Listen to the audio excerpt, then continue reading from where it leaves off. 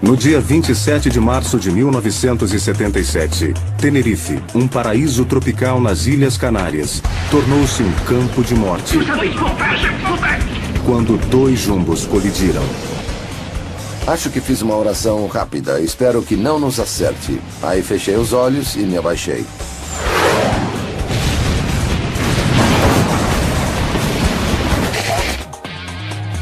Da mesma maneira que o Titanic se tornou mais do que um desastre, virou uma espécie de épico e realmente se cimentou na história como um ícone, eu acho que para um historiador atual, o acidente em Tenerife foi a mesma coisa. Um acidente como esses ainda pode acontecer hoje? O desastre de Tenerife, em perigo fatal.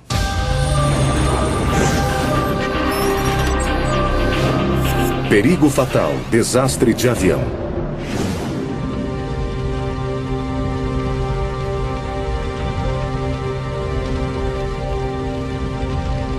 Para qualquer pessoa envolvida num acidente aéreo, o tempo para. Ele para quem se envolveu no desastre e para quem estuda os seus resultados. Na maioria dos casos, a única coisa que resta são destroços. E às vezes, sinistras lembranças fotográficas.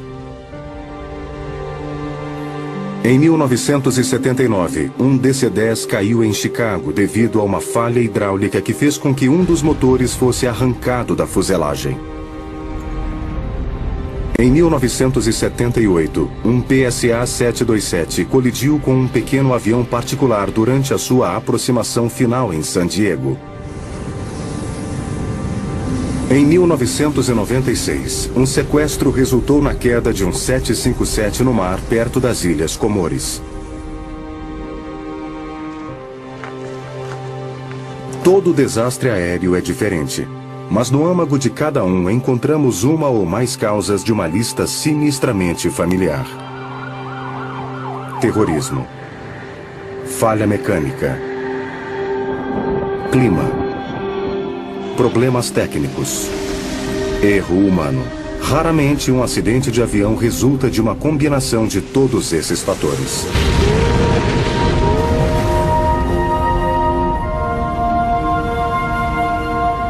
Mas foi exatamente isso que aconteceu nas Ilhas Canárias em 1977, quando, numa pista do aeroporto de Tenerife, formou-se a receita para uma catástrofe.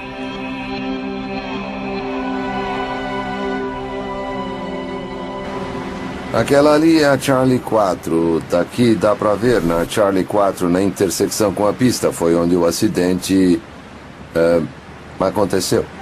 O copiloto Robert Bragg é o único oficial sobrevivente desse acidente histórico. Acho que você muda quando vê tanta devastação e tantas pessoas tão gravemente feridas. Acho que as coisas que você não considerava importantes na vida antes do acidente tornam-se muito mais importantes. No dia 27 de março de 1977, dois jumbos 747 colidiram na aproximação da pista de taxiamento C4 em Tenerife. A catástrofe tirou 583 vidas, a maior quantidade de vítimas fatais de um acidente aéreo até hoje. Ninguém a bordo do voo 4805 da KLM sobreviveu. E apenas 70 pessoas do voo 1736 da Panam escaparam do inferno que engoliu os dois aviões. Eu me virei no meu assento e dava para ver perfeitamente até a cauda do avião. Eu saltei e caí no chão. Tínhamos acabado de taxiar da pista até a grama. Então, a minha queda foi suavizada, foi amortecida pela grama onde caí. Então eu me levantei e andei cerca de 3 metros. E me virei e quando cheguei aqui, toda a parte de cima do avião tinha sumido. A impressão era que uma faca gigante tinha cortado toda a parte de cima da fuselagem. Nem precisamos esperar a ordem do comandante. Eu me levantei rápido e comecei a gritar ordens para evacuar o avião. As duas asas estavam em chamas. E em cima da asa esquerda já havia de 55 a 60 pessoas de pé.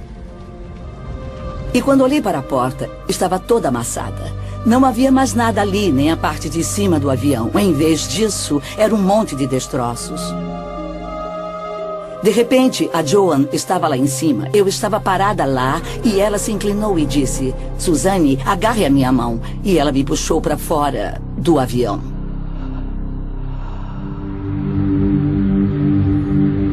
Embora tenha ocorrido há várias décadas, para pilotos e controladores de voo, o desastre em Tenerife permanece como um marco para tudo o que pode dar errado em um avião.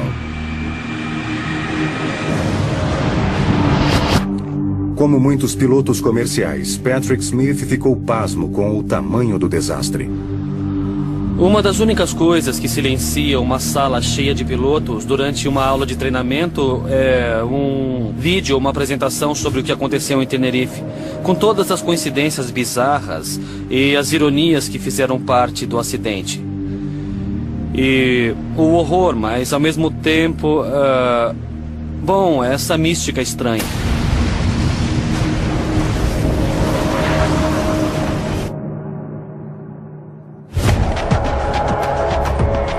Os acontecimentos de Tenerife foram o resultado de uma sucessão de azares quase inconcebíveis e circunstâncias ainda piores. O terrorismo fecha um aeroporto, redirecionando aviões enormes para Tenerife, que tem uma única pista para receber o novo tráfego. Transmissões de rádio essenciais cancelam umas às outras, e avisos cruciais 1736, report when runway clear. Nunca são recebidos. A neblina cobre inteiramente o aeroporto e aviões enormes são forçados a ficar fora do alcance visual um do outro.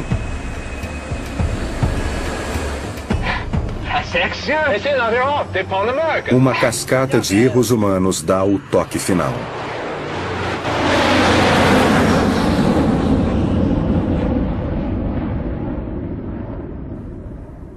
O acidente de Tenerife foi muito singular e, por outro lado, não foi nada singular, porque se você analisar bem, verá que muitos fatores se combinaram e causaram aquele catastrófico acidente. É por isso que acidentes como o de Tenerife são considerados de baixa probabilidade, mas de grande consequência, porque é preciso que todos esses fatores se combinem. Exatamente o que aconteceu nessa pista em 1977. Como aquilo aconteceu e, o mais importante, pode acontecer de novo?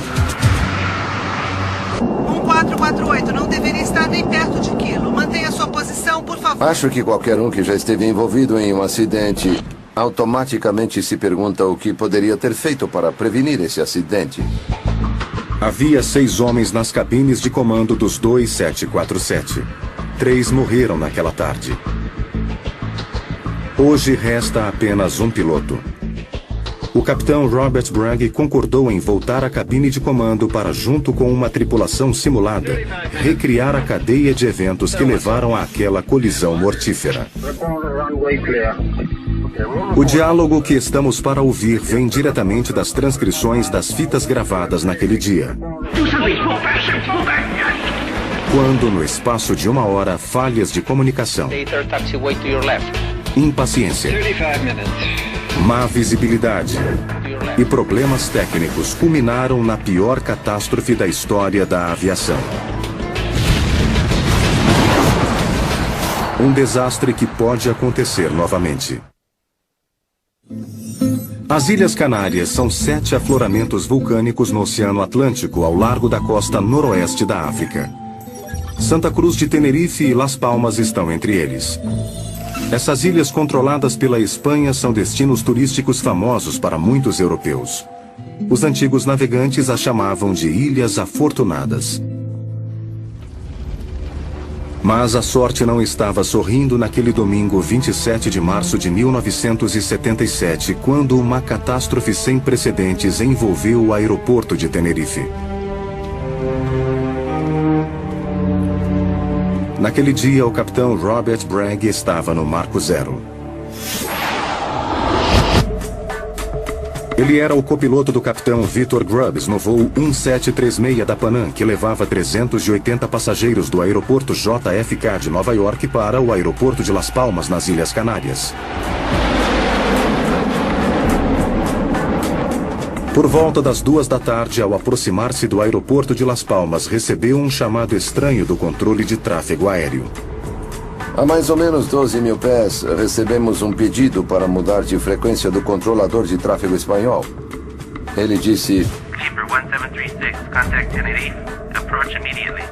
Então dissemos, nosso destino é Las Palmas e não Tenerife. Por que estamos sendo desviados para Tenerife?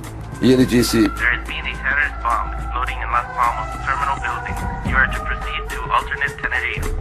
Sob o comando da torre, o capitão Bragg e sua tripulação redirecionam seu jumbo para o aeroporto Los Rodeos de Tenerife, a cerca de 25 minutos de distância na ilha de Santa Cruz de Tenerife.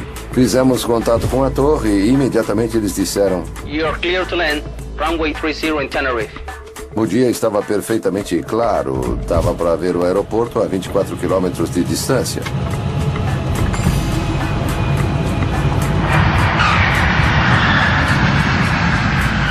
Vimos cerca de 50 aviões que haviam sido desviados para lá. Eram umas 3 horas da tarde do domingo.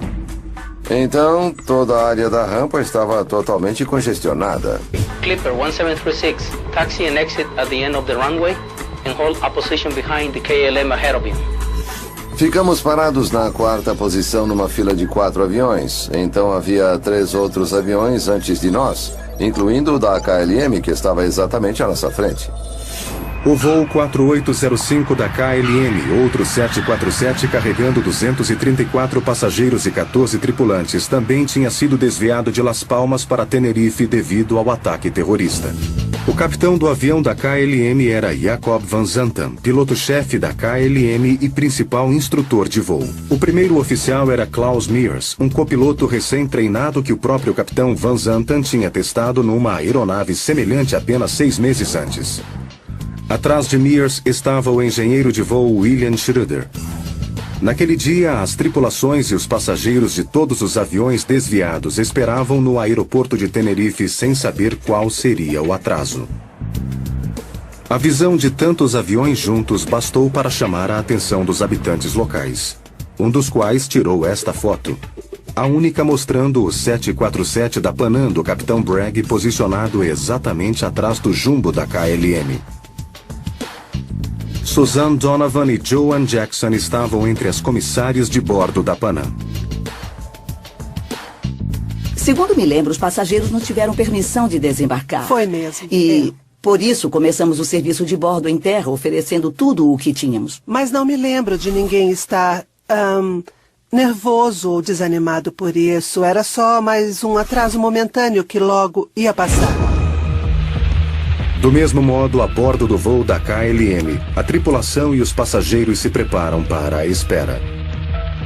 Talvez eles encontrem conforto nas realizações profissionais de seu piloto. Destaque da edição de cortesia da revista de bordo da KLM. E finalmente ouvimos o operador da torre dizer... Gentlemen, be advised that Las Palmas is now open. Por volta das 15h45, a notícia da torre vem como um alívio para todos. Os aviões estão em terra há quase 2 horas, mas a espera ainda não terminou. Agora o capitão Van Zanten do voo da KLM toma uma decisão incomum: reabastecer o avião. Isso era desnecessário. Posteriormente, os registros indicaram que o avião tinha combustível suficiente. A tripulação do avião da Panam ficou surpresa e incomodada pela demora. Vic Grubbs, o capitão, o chamou e perguntou: KLM 4805, quanto tempo vai levar para reabastecer? E o piloto do avião da KLM respondeu bruscamente: 35 minutes.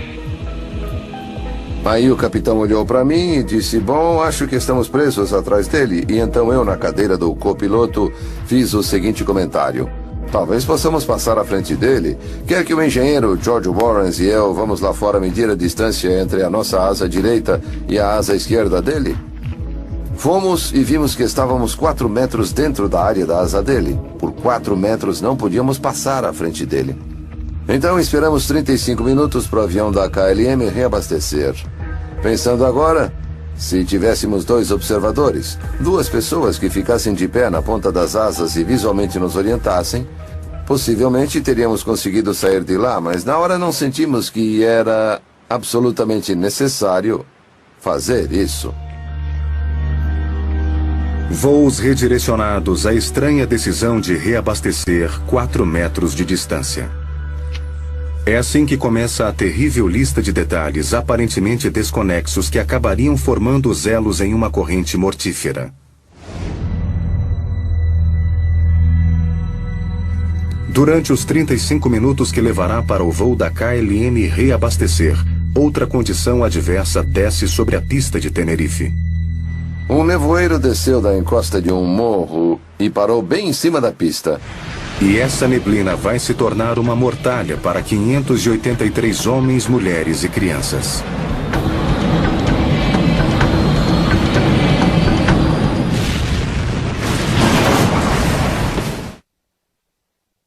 Na tarde de 27 de março de 1977, nas Ilhas Canárias, pertencentes à Espanha, Las Palmas is closed. terroristas detonam uma bomba no terminal de Las Palmas, fazendo com que dezenas de voos sejam redirecionados para Tenerife, uma ilha vizinha com apenas uma pista.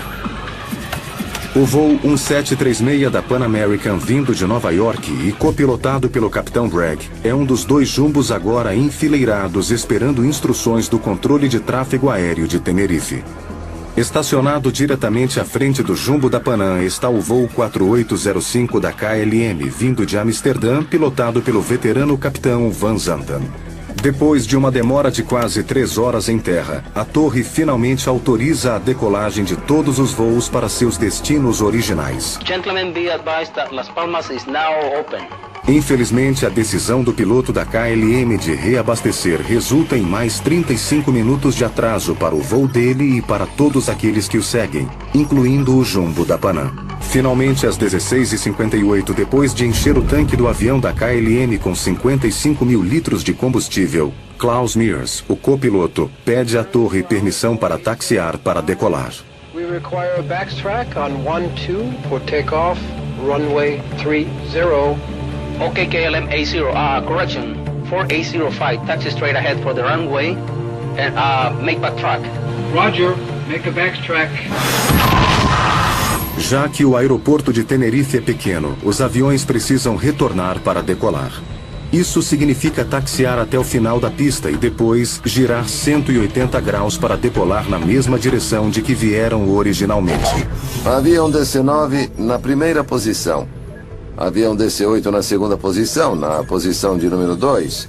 O KLM estava na terceira posição, estávamos na quarta posição. Eles deram a permissão para taxiar aos primeiros 2 aviões, e então eles tinham de taxiar e retornar pela pista, ou seja, eles taxiaram até o final da pista, na direção oposta em que iriam decolar. Quando você chega à última pista de taxiamento à sua esquerda, sai da pista e então vira. Às 16h59, o voo 4805 da KLM começa a taxiar pela pista.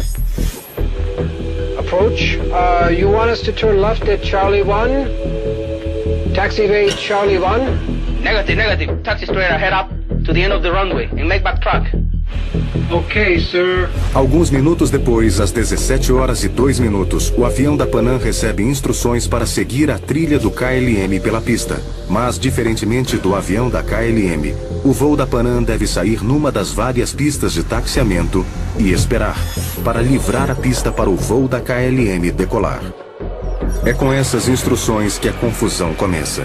Não fica claro para os pilotos do voo da Panam exatamente qual pista de taxiamento o controle de tráfego quer que eles peguem. Nós recebemos instruções da torre. Panam 1736, stay third taxiway to your left.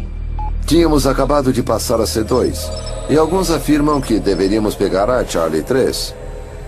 Essa saída leva você de volta à área do terminal. Todas as saídas daquele terminal estavam bloqueadas, então não iríamos a lugar algum, íamos esperar de novo. Ouvi algumas pessoas dizerem que houve um problema de idioma, mas discordo totalmente disso. Estávamos ouvindo as comunicações da torre, o que é uma prática comum, todos no mundo falam inglês. Podíamos entender o operador da torre perfeitamente. Mas os 2 aviões que taxiaram à nossa frente pegaram a Charlie 4. Nós perguntamos à torre, dissemos, poderia confirmar qual pista de taxiamento podemos pegar? E ele disse, eu quero que pegue a terceira pista de taxiamento à esquerda. E então ele repetiu em espanhol. E aí um dos nossos, acho que foi o engenheiro George Warren, repetiu em espanhol. Mas foi só isso. Em outras palavras, quando ele disse isso ainda na nossa cabeça, eu ainda acreditava que ele estava falando sobre a quarta pista. Ele havia mandado outro avião lá para sair da pista, naquela pista de taxiamento. Acreditando que a saída Charlie 3 não pode ser o seu destino, a tripulação do voo da Panam chama a torre novamente e pede esclarecimentos. The third one said 1, 2, 3, the third one. Como o seu jato já havia passado a primeira saída, ao ouvirem a ordem de pegar a terceira pista, a tripulação acreditou que a torre queria que eles pegassem a C4, a terceira depois da C1. O outro avião havia feito a mesmíssima coisa. Era a coisa lógica a fazer para sair da pista. Então, todos tivemos certeza de que era aquela saída que deveríamos pegar para sair da pista. E então, justo quando as coisas estão fugindo perigosamente ao controle, o destino entra em jogo. De repente, uma névoa densa cobre todo o aeroporto. Eu olhei pela janela e disse a Suzanne, não vamos a lugar nenhum, nem consigo enxergar o motor número 2, que é o motor ao lado da fuselagem. Eu conhecia o regulamento da Panam, não íamos a lugar nenhum, havia muita neblina. Esperávamos voltar ao... de novo ao lugar onde estávamos parados. A ilha é conhecida por ficar coberta de neblina rapidamente. E a visibilidade passou de ilimitada a reduzida a 500 metros, que é cerca de 1.500 pés, e mal dava para ver a pista na frente do nariz. E, ao mesmo tempo, estávamos procurando a pista de taxiamento que deveríamos pegar à esquerda para sair da pista e voltar à nossa posição atrás do avião da KLM. Como muitos aeroportos de pista única, o de Tenerife não estava equipado com um radar de solo para permitir aos controladores de tráfego monitorarem as aeronaves no solo. Mas, apesar do aeroporto estar coberto pela neblina, a decisão de prosseguir com as decolagens permaneceu. Aquela pista em particular, como a maioria, tem uma pintura bem demarcada para você ver bem a linha central, e nós mal podíamos ver a pista. E o capitão tinha diminuído a velocidade para 3 nós, estávamos quase parados. Mal dava para ver as curvas, as linhas direcionais para nos levar até Charlie 4, que era a saída que estávamos procurando. Tendo perdido de vista os jatos da KLM e da Panam, a torre busca a confirmação verbal da localização relativa dos 2 aviões na pista. KLM 4805, how many taxiway did you pass? I think we just passed Charlie 4 now. Tanto as tripulações dos 2 aviões quanto os controladores de tráfego aéreo estão trabalhando fora da situação normal. Okay, at the end of the runway, make 180 and report. Ready for ATC clearance. O avião da KLM chega ao final da pista e faz um giro de 180 graus.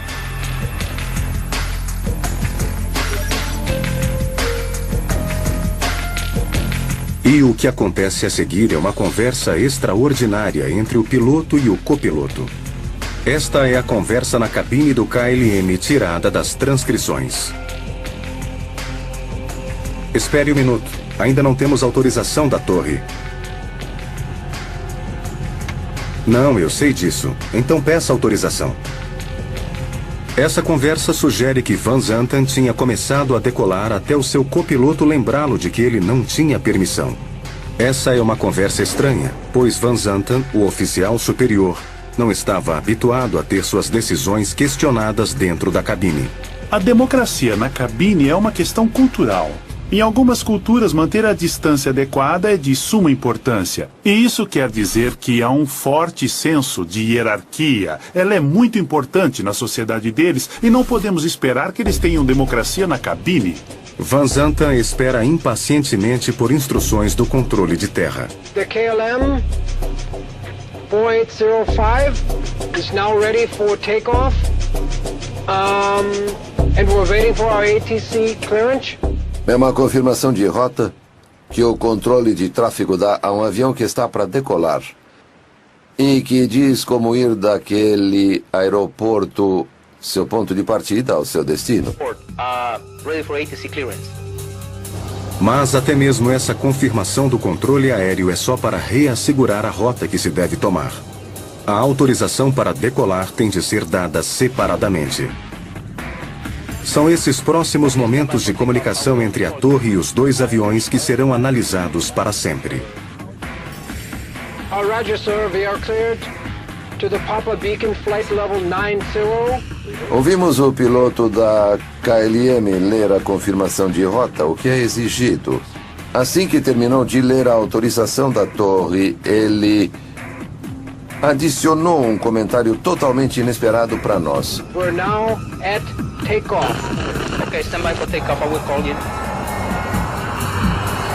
Mas nós ainda estávamos taxiando, presumindo que o KLM ia manter a posição dele como tinha sido orientado a fazer. E foi nesse momento que eu peguei o rádio e disse, mas ainda estamos na pista. 736, report when runway clear. Novamente, Van Zanten inicia a decolagem. Se houve mais alguma objeção na cabine dele, as transcrições não revelam.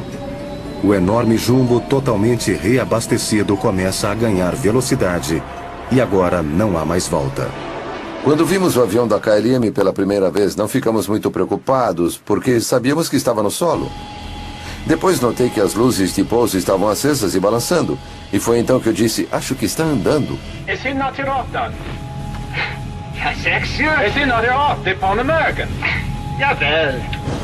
Eu podia ver as luzes dele piscando.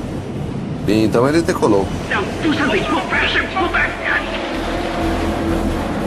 Eu não podia acreditar que aquele avião estava vindo direto para cima de nós.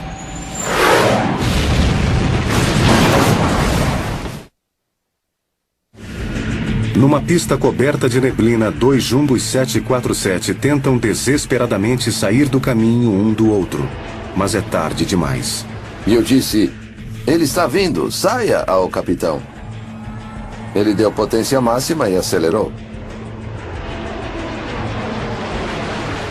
Estávamos só a 3 nós, por isso o avião se movia muito devagar. Acho que fiz uma oração rápida. Espero que não nos acerte.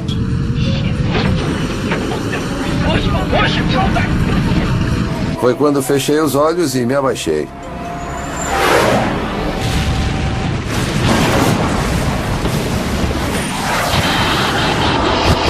E de repente, houve um baque, um impacto enorme. A Joan pulou, foi até a porta, olhou pela janela e gritou, fogo na asa. Toda a parte superior da fuselagem foi cortada. Se você olhar as janelas do avião, as janelas tinham sumido e toda a parte de cima do avião tinha sumido. Então o que fiz quando decidi sair e comecei a gritar para todos saírem, eu fiquei em pé no que restou da cabine de comando, me estiquei e agarrei a parte de trás do assento do capitão, o assento do Victor Krebs. E aí pulei para fora. Eu continuei andando pelos restos da fuselagem e andei cerca de 1,5 metro e vi uma borda, um vazio de cerca de 1,5 metro e havia um grupo de passageiros lá, 8, talvez 8 ou 10 passageiros, e eu comecei a empurrá-los dizendo, pulem, pulem, vamos, temos que sair daqui. E então os destroços se mexeram de novo e então todo mundo, todos nós começamos a saltar para tentar sair do lugar onde os destroços estavam se mexendo. Porque os motores estavam cuspindo metal, estavam se desintegrando totalmente. Ninguém depois da fileira 33 conseguiu sair do avião. E o motivo foi porque quando o KLM nos atingiu, o trem de aterrissagem dele rasgou o nosso avião. Na verdade, encontraram o trem de pouso dele, o trem principal, entre os nossos destroços.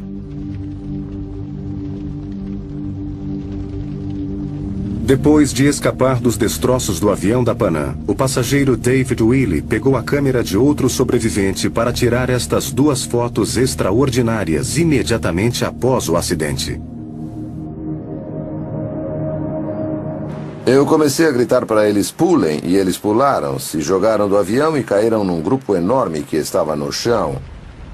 Um homem que pude ver agarrou uma senhora pelo tornozelo e começou a correr o mais rápido possível. Mais tarde, descobriu-se que aquela senhora, que foi arrastada, era a esposa daquele homem, e que quando ela caiu no chão, todas as outras pessoas caíram em cima dela, e ela teve fraturas nas costas, nos 2 braços e nas 2 pernas. Quase 500 metros mais adiante, aquilo que restava do avião da KLM ainda estava ardendo. O tanque cheio transformou o avião numa fogueira de metal retorcido. Nenhuma das 248 pessoas a bordo sobreviveu. E acho que a primeira coisa que pensamos foi que era uma bomba. É. E ficamos pasmas quando alguém mostrou que havia outro avião em chamas na pista. Nós não fazíamos ideia. No caos que se seguiu, a equipe de resgate não chegou ao avião da Panam a tempo de ajudar os sobreviventes feridos. Eu me lembro que andava entre os passageiros que estavam no chão, que conseguiram sair e estavam muito machucados. E eu me abaixava e tentava confortá-los, dizendo: não se preocupe, as ambulâncias estão vindo, a ajuda está chegando, o pessoal da emergência vai chegar logo. No entanto, não vimos nem sinal de equipamento de emergência, não vimos ambulâncias, nem caminhões de bombeiros. O que aconteceu foi que, quando o avião da KLM nos atingiu, quebrou o trem de pouso dele. Ele explodiu e bateu quase 500 metros pista abaixo. Ele estava mais perto da torre do que nós. A torre chamou os 2 aviões, não teve nenhuma resposta. E nesse momento, um avião que sobrevoava o aeroporto, aguardando ordem para pousar, chamou a torre e disse que havia fogo e destroços na pista onde ia descer. Os bombeiros e as ambulâncias chegaram ao avião da KLM antes. E foi por isso que ninguém foi até nosso avião. Naquele momento, o tanque de combustível central do avião, que fica logo abaixo da junção das asas com a fuselagem, naquele ponto, o tanque central explodiu e lançou uma chama que deve ter chegado a uns 90 metros de altura. O mais irônico é que havia as brigadas de combate a incêndio tentando apagar o fogo do avião da KLM. E se eles soubessem que havia sobreviventes no nosso avião, se tivessem chegado a tempo, poderia ter ajudado. A contagem final é apavorante. Dos 380 passageiros a bordo do avião da Panam, apenas 54 sobreviveram aos ferimentos. E todas as 248 pessoas que estavam a bordo do voo da KLM morreram no acidente. Pouco depois do acidente, nós estávamos consternadas demais para falar. E para Suzane e para mim parecia desrespeito com os que tinham perdido suas vidas. E não queríamos nos gabar por estarmos vivas. Que sentido podemos achar em meio à devastação?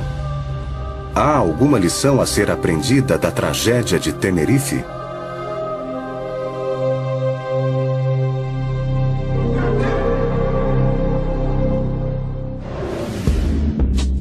As causas da catástrofe de Tenerife são várias. A Escola de Engenharia da Universidade do Sul da Califórnia abriga um programa de pesquisas e treinamento de segurança na aviação de fama internacional. O Dr. Najmeddin Meshkati concentra-se nos erros humanos. Analisando os fatores que levaram ao acidente em Tenerife, podemos identificar 9 ou 10 erros humanos relacionados que contribuíram para aquilo. Vemos que, no final, a essência do problema foram os fatores humanos. A cultura no interior da cabine da KLM criou o conjunto de erros humanos mais analisado no mundo dos acidentes aéreos. Um dos maiores problemas que aconteceu no caso da KLM em Tenerife foi que o capitão Van Zanten, devido à sua personalidade, pois ele era o piloto-chefe, o garoto propaganda da KLM, era muito difícil discordar dele. Fatores culturais podem ter um papel tremendo no que acontece na cabine entre o piloto e o copiloto, entre a cabine e o controlador de tráfego aéreo, na interação deles. E como pode ver, você realmente fica à mercê de fatores culturais.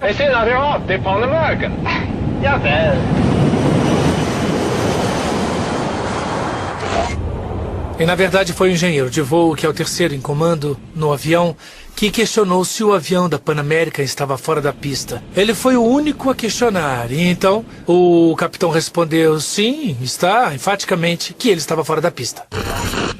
As consequências da dinâmica humana em Tenerife ainda serão muito debatidas, mas outras falhas são mais óbvias. Uma causa essencial, mas pouco discutida, foi atribuída a uma falha técnica comum nas comunicações via rádio. Okay, stand by for takeoff. I will call you. Eu respondi apertando o botão do microfone e dizendo: nós ainda estamos na pista. Roger Alpha 1736, report when runway clear. Infelizmente, a mensagem urgente de Robert Bragg de que o seu 747 ainda estava na pista e no caminho do 747 da KLM nunca foi recebida com clareza. Ela não foi ouvida devido a um fenômeno de radiofrequência conhecido como o efeito heteródino. Patrick Smith é piloto comercial e escritor. A maior parte do tempo, os pilotos se comunicam através de um rádio VHF de 2 vias. E funciona assim. Um membro da tripulação ou um controlador de tráfego aéreo pega o microfone ou usa um fone de ouvido e o botão no microfone. Aperta o botão, faz a transmissão,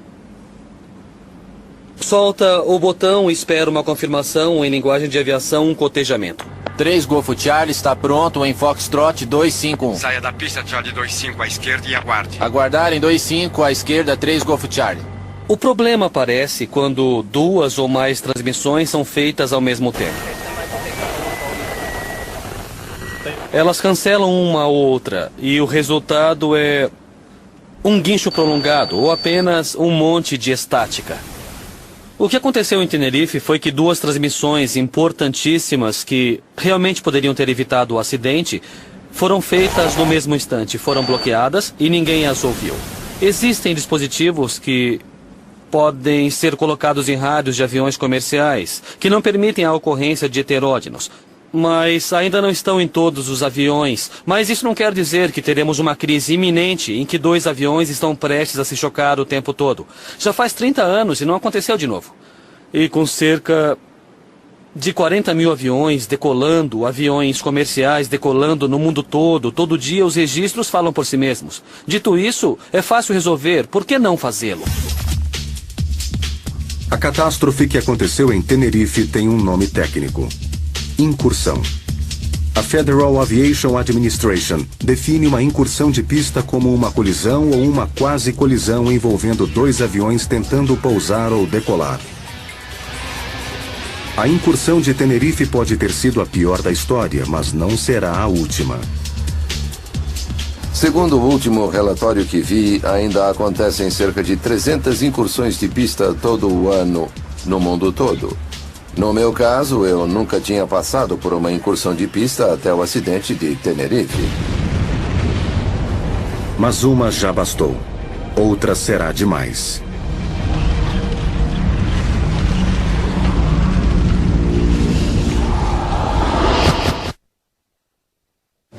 As quase colisões em pleno ar são raras na história da aviação.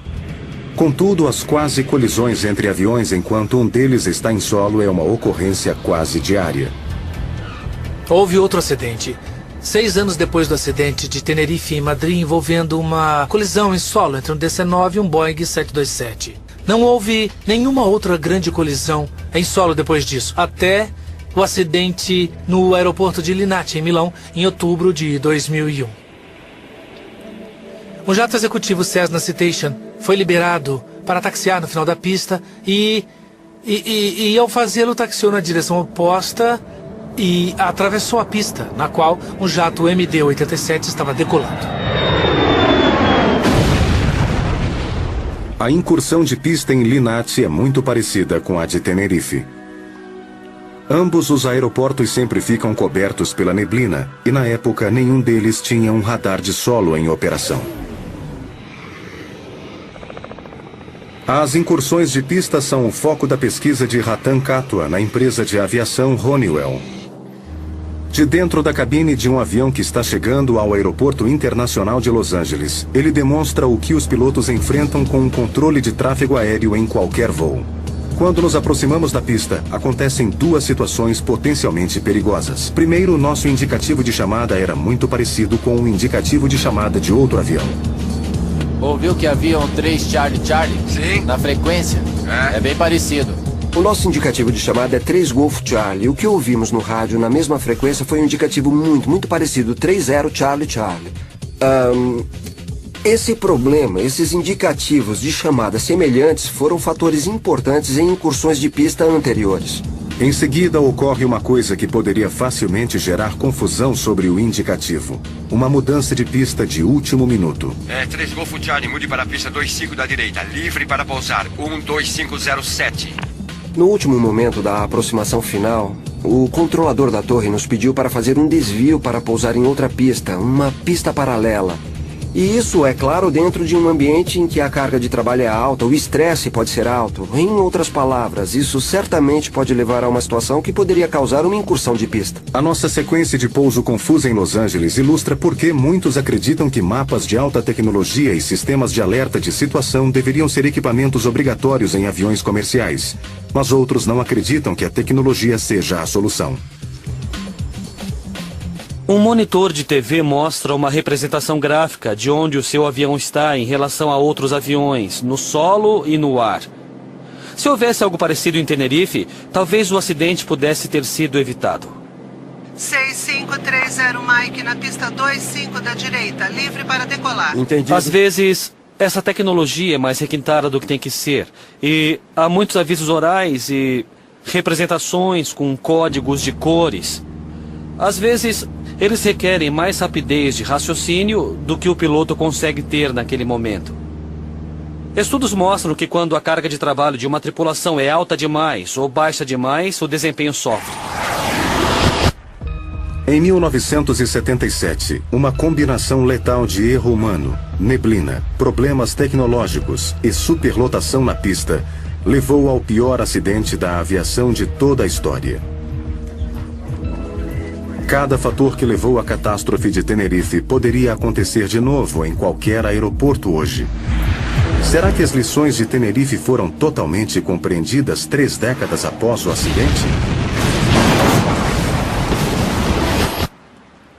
Quando você analisa a quantidade de pousos e decolagens que acontecem no mundo, em tantos aeroportos diferentes, acha que outro Tenerife não é tão improvável.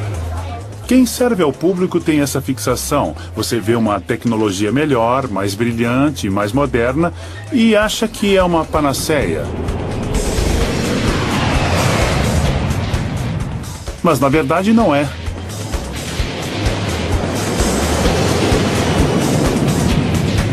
Se você tem neblina, se tem um aeroporto de geometria estranha, se sofre pressões de tempo, se tem um radar de solo que está inoperante, se tem uma situação em que acontecem discussões entre a tripulação na cabine, tome cuidado.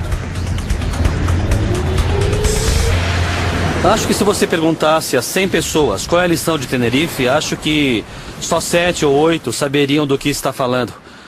Mas as lições que foram aprendidas foram aplicadas.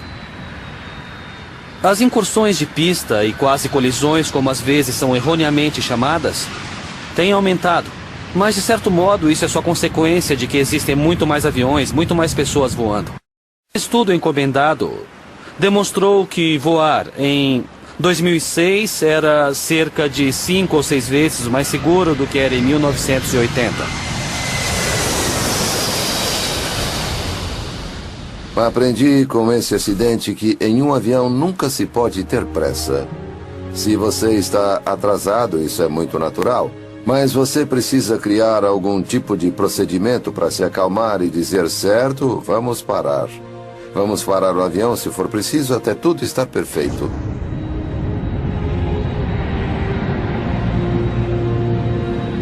Bem, Quando voei para cá, estava na última fileira de assentos no meio de uma família e havia 2 assentos vagos perto da saída e perguntei à comissária de bordo: aqueles assentos estão vazios? Posso ir para lá? E ela disse: está disposta e é capaz de ajudar no caso de uma evacuação? Eu disse sim.